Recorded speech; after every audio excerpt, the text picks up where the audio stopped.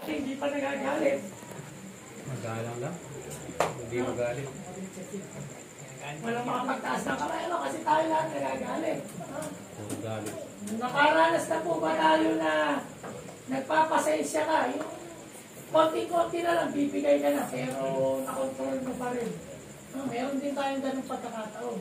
Meron namang pagkakataon na hindi mo na talaga nakontrol at sumabog ka na lang. Ano? Lahat tayo may ganung karanasan. Kahit ako, inaamin ko. Ako po, mainit ang ulo ko talaga. Nung Wednesday ka, medyo mainit ang ulo ko nung umalis kami. May mga pagkakataon kasi na umiinit ang ulo natin sa iba't ibang kadahilanan. Minsan, ang nakakalungkot lang po, wala namang kadahilan. Nagagalit tayo. Pero minsan naman, nagagalit tayo, umiinit yung ating ulo, sapagkat kainit-init talaga ng ulo. Ano? Nagalit-galit talaga. Kahit ang ating Panginoong Hesus ay nagalit siya. Kung natatandaan niyo yung ginawang sugalan at pamilihan ng templo, ay nagalit ang Panginoong Hesus. No? Pinagtataob niya yung lamesa doon at para siyang nagwala. Ano? Sa ating mga Kristiyano, ito ay maganda siguro itong ilustrasyon. At ito, subok na. Bilang basketball player, kapag basketball player ka at Kristiyano ka, dito minsan madalas na susubukan. Lumalabas yung pag-Kristiyano. Tatanda ko pa rin, naghuli kami nagpaliga sa Lara. Ako pa naman yung nagpaalala, sabi ko, ang mga kapatid, kung maglalaro po tayo, kung dapat mainit ang ulo, huwag tayo magreklamador, kasi po ba ako ay Kristiyano tayo. At dahil Kristiyano tayo, mas maganda po magreklamo kayo. Saka mas maganda po makita natin na yung ating kagaspangan na ugali. Ganun nga po yung nangyari. Buti naman po, walang ganong nanonood na unbeliever. Kasi pumapagyo po nung time na yun eh. Nung last year lang yun eh. Dito sa may lakad. Dito mabanggitin ko ano yung pinagkagat. Pero ito po totoo ano. Kapag po sa basketball, kasi marami na ako na sign na gano'n eh. Yung alabas yung kung sino tayo. Yung Kristiyano, pati yung Kristiyano nakakompromiso mo. Niinit yung ulo, nagagalit, nauubos ang pasensya, no? At may mga aksyon na hindi magandang ginagawa. At sa isang tao, normal naman po yun. No? Kuya, Kuya Tata. Ay, kapag tinatanim natin yung ating... Yung upuan, labas mo. Labas mo na lang yung upuan. No? Pero dapat, mamaya-maya, bukas, Ikaw na, Daddy. mamayang gabi, tapos na. Wala na. Yung galit mo. Kaya sabi niya rito, yun daw pong hinaon, nagpapakilala ng taon naman. Ibig sabihin, yun daw pong taong mahinahon, o yung taong nakakapagpigil, yung mahinahon, yun daw po yung tao na mayroong sapat at malalim na pangunawa. Which is totoo naman po. Kasi kapag wala kang pangunawa, hindi ka talaga hihinahon. Ang dami pong situation na makikita natin sa traffic, sa kalsada. Di po ba nakikita natin? Ako po minsan sa flyover, pag sobrang bumubusina ako. Pero hindi pa kami go. No? Kasi gusto mo nang mag-go ka. No? May mga nangyayari na awayan sa traffic. No? Konting lang, mainit yung ulo, nag-aaway. Actually, meron ng mga nangyayari, kung napanood natin, umaabot pa sa patayan. Kung nakita niyo dati yung yung binaril, di ba? Yung binaril, dahil lang po yun sa simpleng initan ng ulo sa trapiko. So, ibig sabihin, kapag hindi ka mahinahon, pwedeng umabot talaga sa gano'n. No? Sa mag-asawa, pagka hindi mahinahon ng isa, ay, ang pakaw niya po niya, hiwalayan talaga. Ano? Pagka galit, hiwalay. No? Pero pagka wala na yung galit, no? Pagsisisihan niyo yung mga bagay na sinabi niyo. No? Yun naman yung maganda po doon. At least nare-realize po natin. So, ang kahinahunan po ay napaka-importante sa buhay ng Kristiyano na katulad po natin. Lalo na po sa atin, na Kristiyano, yung hinahon, yung pagpapakahinahon. No? At mahirap pong masubukan talaga dito. sa lahat ng bagay. Sa lahat ng bagay. Sa maraming sitwasyon. Yung ating pagiging mahinahon. So, ang tinuturo lang po dito, napakasimple lang. Yung daw pong taong mahinahon, nagpapakilala siya na siya mayroong sapat at malalim na pangunawa. So, ibig sabihin, yung palang tao magagalitin, hindi yung nagagalit pa misa-misa, ang sinasabi natin, yung regular sa kanya, yung pangkaraniwan lang sa kanya yung pagkagalit. Okay?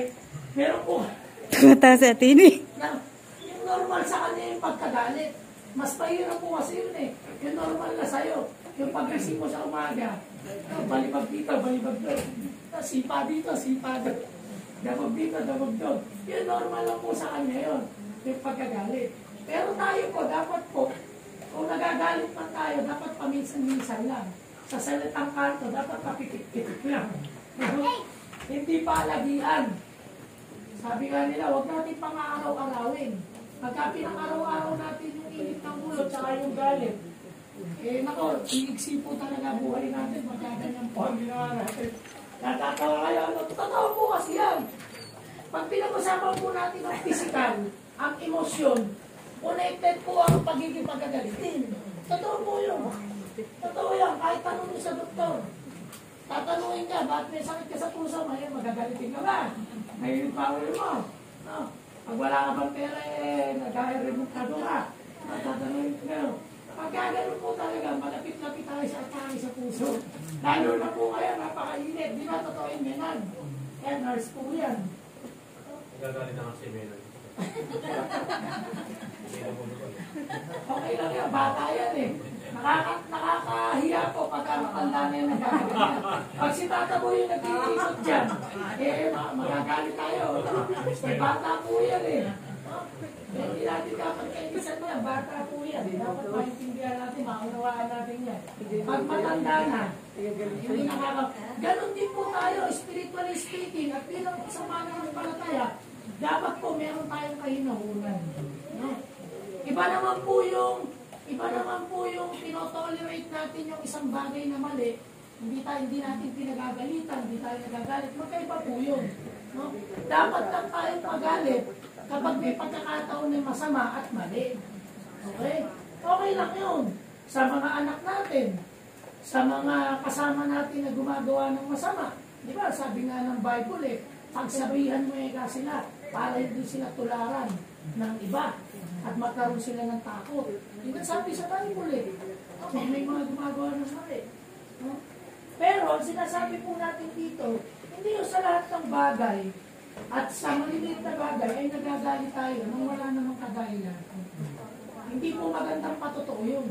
Sa loob ng bahay, sa loob ng church, at maging sa labas ng bahay. Lalo na sa labas ng bahay. No? Kapag nakita tayo ng mga hindi mananampalatayan yan, nako, katakot-takot na pintas po ang aabutin natin yan. Yung po ay katotohanan po yun. No?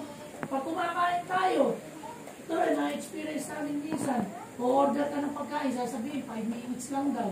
20 minutes na, sino hindi magagalit? No? Magda-drive-thru ka sa Jollibee, kaya nga drive-thru eh, di ba? Pag drive-thru, ibig sabihin, mabilisan nyo, kaya nga drive-thru eh. Pag order mo, pagpunta mo sa kabilang window, kukunin mo na. Eh, pagpunta mo sa kabilang window, doon po muna kayo sa waiting area. 10 minutes lang po, sir. Aba, 20-25 minutes na, wala pa rin. Sino hindi magagalit to? Tapos gutom na gutom ka. No? May mga pagkakataon na gano'n, nagagalit tayo. O kaya may mga pagkakamali. No? Yung order mo, iba yung binigay sa'yo. No? O kaya may mga situation na hindi mo ine-expect na gagawin sa'yo yun. Magagalit ka talaga. No? O kaya meron namang mga tao na sila na yung masama, sila na yung nagkamali, sila yung may kasalanan, siya pa yung galit sa'yo. Tanda ko tuloy nung nabangga yung sasakyan namin. Hindi talaga ako nagalit. Salamat sa Panginoon. Kasi ang unang pinagpapasalamat ko sa Panginoon doon, hindi ako nagalit. Naging kalmado o may naon nung binangga kami. No? At saka pangalawang pinagpapasalamat ko, wala namang nasaktan sa amin, nang-injury sa amin. Doon sa bumangga sa akin, saka kaming nabangga. Yung sasakyan, yung kotse ko lang ang na-damage ng bagya, pero konti lang. Pero alam niyo po, ang pinagpapasalamat ko doon, ang batas po kasi natin dito, kahit ikaw ang binangga, pag namatay yung bumangga sa'yo, pulong ka. Yun ang batas po natin. Nakita niyo yung napasok sa Skyway, na nabangga yung kotse. Ang nakulong po doon yung kotse. Yung driver ng kotse, ang may kasalanan yung motor. Bawal yung motor sa Skyway, sa expressway. Bigla sa pumasok doon. Tapos ang nakulong pa, yung sumusunod sa batas. Eh, sino hindi tangulo doon? Kaya po ngayon, aamyendahan yan sa Senado, sana matuloy na mabago yung batas na yun. Okay? So, nakakainit po yun at nakakagalit po kayo ng inyo. Pero sa atin po, pag sikapan natin mabuti, na hindi tayo magalit. Bakit? Ano ang dapat natin isipin? Una, ang Panginoon po natin, maraming beses na tayong may ginagawa, nakagalit-galit sa kanyang harapan, pero hindi sa atin nagalit ang Panginoon. Pinagpapasensyahan tayo, pinapatawad tayo. Ang Diyos daw natin mahinahon sa pagkagalit eh. Mabagal siya sa pagkagalit. Pero mabilis ang action niya sa pag-unawa sa atin. At yun ang hinihingi sa atin ng Panginoon. No? Tayong mga Kristiyano dapat ganun din. Mabilis tayong bumawi sa kinahunan, kabaitan, pero mabagal tayong magalit. Dapat baliktad. No? Mabagal tayong magalit, pero mabilis tayong huminahon at mabilis tayo sa kabutihan doon. O magandahan doon. Kasi, yan po dapat ang kaisipan natin mga mananampalataya. Kasi meron tayong pangunawa. Speaking of pangunawa, no? Kapag po ang hindi mananampalataya ay mas maunawain sa mga Kristiyano, nakakahiya po yun. Di ba? Nakakahiya yun. No? Yung pag dumating yung barangay, ba, inaayos kayo, ikaw pa yung pinakabungangera. Eh, Kristiyano ka. Tapos yung hindi Kristiyano, walang tibok. Opo, pasensya na po. Ganun na gano'n. Tapos yung Kristiyano, siya pa yung galit na galit. Yung gagalalipin. Eh, magagalit po talaga yung nag-aayos sa atin pagka po gano'n. Bilang sa mga nanampalataya po, napakahalaga po na karakter natin o pag-uugali. Nabalikan ko tuloy yung nabangga kami. Ewan ko bakit gano'n ang nasabi ko. Pagbaba ko agad ng pinto, sabi ko dun sa bata, huwag kang mag-alala, pastor ako. Sabi ko agad sa kanya. Kaya siguro mas lalo akong huminahan kasi naisip ko, Pastor ako. Kaya ko dito, nakakahiya. Eh, kagandahan naman po dun sa batang bumangga sa amin, mabait. Hindi siya hindi siya nagre-retaliate, hindi siya lumalaban, hindi siya nakakatwiran. Basta sabi niya, kung magkano raw yung babayaran doon sa wala daw siya magagawa, pasensya na po kayo. Nagastusan pa kayo dahil sa akin. Kaya sa kahinahunan ko, sa kabaitan din ng bata, sabi ko, pag ka mag-alala, maliit lang ang sisingilin ko sa'yo. Hati na lang tayo sa babayaran. Ang totoo, mas malaki pa nga po ng konti yung akin eh. No? Sabi ko sa kanya ay, kung may pera lang ako, hindi na rin kita sisingilin. Kaso wala naman talaga akong pera. No? Kaya sabi ko sa kanya, hati na lang kami. At grabe yung pasalamat ng bata. No? Papasalamat siya. Sabi niya, salamat po kay Pastor. Pasensya na po kayo. Dapat po wala kayong pagastos-gastos. Pero dahil po sa akin, nagpagastos kayo. Eh, sino pa naman ang hindi lalamot ang puso baga gano'n ang kausap mo. Pero pagka ang kausap mo, mas galit pa sa'yo, ay, ako po sasabihin ko sa inyo ng tapatan, pagka ganyan po kayo, magagalit din po sa inyo. No? Hindi ako matutuwa at hindi lalamot ang puso ng harap natin pagkain. So, ang unang aral lang po dito, napakasimple lang.